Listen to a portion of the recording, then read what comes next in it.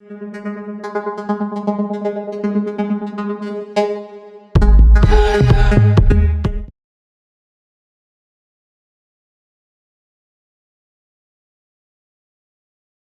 name is Giuseppe Vietri. I'm a third-year PhD student from the University of Minnesota. This is joint work with Borja Bal from DeepMind, Akshay Krishnamurthy from Microsoft Research, and Stephen Wu from Carnegie Mellon University. This work also appeared at ICML 2020. So in this work, we consider online learning with a markov decision process over a sequence of episodes, where the NDP is like the environment that the agent is interacting with, and is defined over a finite set of states, a finite action set, a reward function, and a transition function, and an age where the age is the time horizon of each episode. In this work, we assume that the agent interacts with a single user on each episode, and the sequence of states and rewards observed by the agent is considered sensitive data belonging to the user. And so we want to think about how to protect this data, since if we were to release this data of the users, it could lead to privacy violations.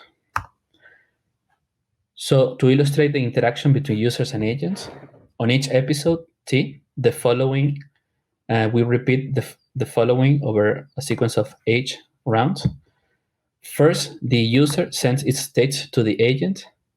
The agent sees this and responds with an action or a recommendation to the user. And then the agent receives some feedback in the form of a reward, sample from the reward function, and the environment updates its internal state.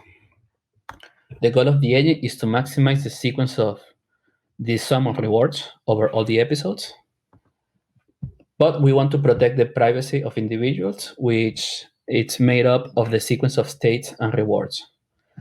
You can think of these states as sensitive information, such as medical conditions.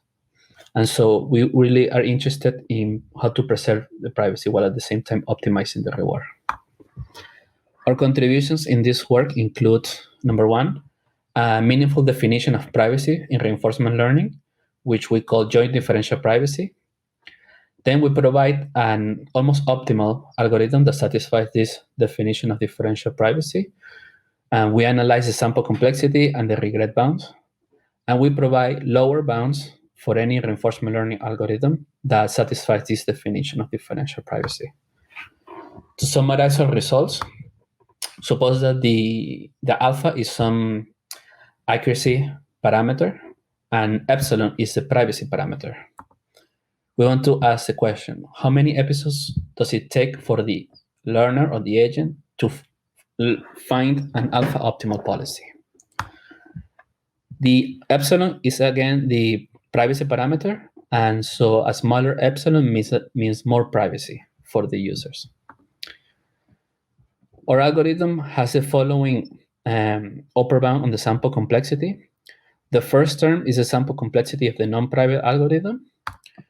And this second term is the extra sample complexity due to privacy, and this is the main contribution of our work.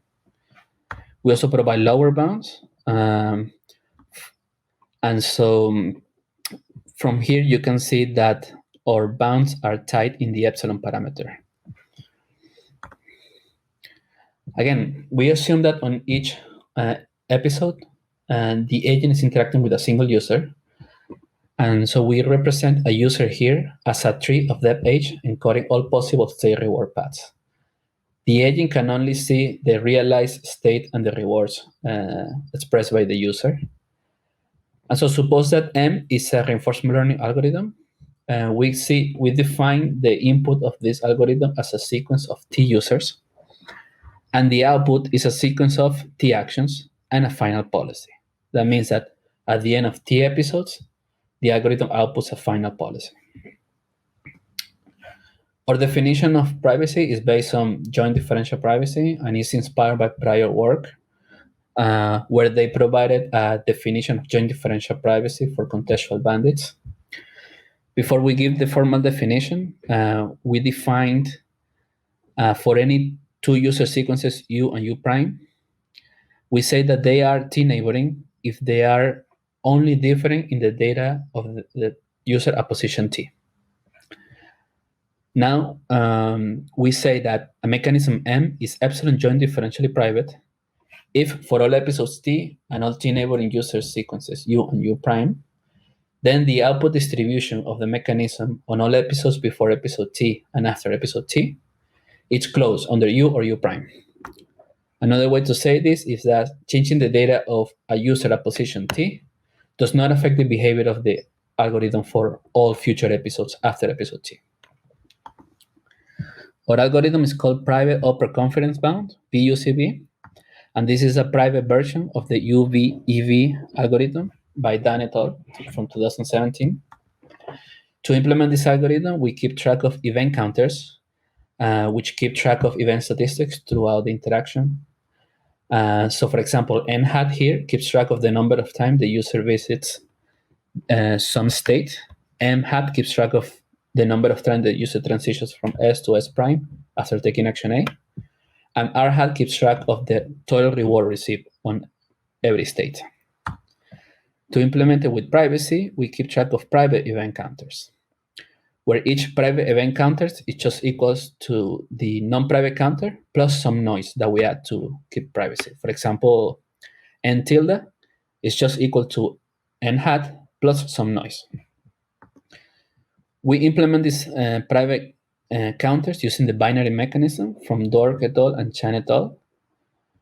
And so since we're adding noise to the count, this introduces an extra error, but the error of each private counter is bounded by this term here, which we abbreviate by E epsilon, and this is equal to H, which is the time horizon of every episode, divided by epsilon, which is the privacy parameter, times some log terms. So the algorithm works by balancing exploration and exploitation using optimism. That is, we're going to compute an optimistic Q function with privacy, which we denote by Q tilde plus. And this function gives us on every state S and action A an estimate of the immediate reward plus an estimate of the future reward. So this term can be seen as the exploitation term. This is how much reward you can get on this state. And then we also add a bonus term. This is the approximation error of the Q function. And this can be seen as an exploration term. That is, if on some state the bonus term is really high, then the algorithm is encouraged to visit that state more often in order to gather more data. Okay, once we compute this Q function, the agent follows a greedy policy, where on each state S, it chooses the action that maximizes the Q function on that state. So again, our Q function, this is what it looks like. So the Q tilde plus on any state S and action A is equal to the estimated reward using the private counters and the estimated future reward, again, using the private counters, plus the bonus term. And the bonus term is made up of two parts. The phi tilde is a sampling error. This comes from Dan et al. And this is a function that grows with the square root of 1 over n. And the psi tilde is the error due to privacy. And this is the contribution, the main technical contribution in this work. And this is a function that grows with 1 over n. So as you can see, the error due to privacy, we show that it's shrinking a lot faster than the sampling error. So after you have enough episodes, the sampling error becomes the dominant factor in the error. To conclude, we provide a meaningful formulation of joint differential privacy for reinforcement learning.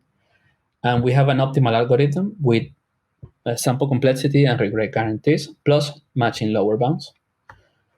For future work, we're looking into generalizing our results to more complex settings and adding interesting experiments to validate our results. We also want to consider extending the result to other settings in reinforcement learning, like batch learning and so on. Finally, for more details, you can find a link to the full work, to the full version on my website.